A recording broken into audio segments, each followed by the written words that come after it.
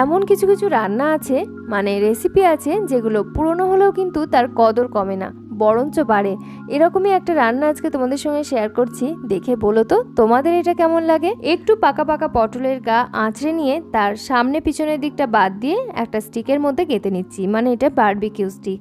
অবশ্য এই কাজটা গ্যাসের চুলাতে ইজিলি করা যায়, তোমরা সবাই গ্যাসের চুলাতেই করো আমি জানি, তবে আমার কাছে এটা রয়েছে তাই ভাবলাম একটু আজকে এইভাবেই করে দেখি। পটলগুলো ভালোভাবে যখন পুড়ে গেছে তখন আমি এটাকে তুলে নিয়েছি এবং ঢাকা চাপা দিয়ে রেখে দিয়েছি। অন্যদিকে একটা প্লেটের মধ্যে নিয়ে নিলাম পেঁয়াজ কুচি, স্বাদ অনুযায়ী কাঁচা লঙ্কা কুচি, আর দুটো কাঁচা লঙ্কা আমি পুড়িয়ে নিয়েছিলাম সেটা নিয়ে নিলাম, সেই সঙ্গে পরিমাণ মতো লবণ। আর যে পটলগুলো পুড়িয়ে রেখেছিলাম সেই পটলগুলো নিয়েছি, বেশ ভালোভাবে সিদ্ধ হয়েছে, একদম সফট হয়ে গেছে। পটলের পোড়া পোড়া খোসাগুলোকে বাদ দিয়ে নিলাম আর খুব ভালো করে সমস্ত কিছু একসাথে চটকে নিচ্ছি। তেল কিন্তু এখনো দিইনি। খুব ভালো করে চটকে নরম হয়ে গেলে তারপরে কাঁচা সর্ষের তেল দিয়ে মেখে গরম ভাতে পরিবেশন করে দেখো তো কেমন লাগে।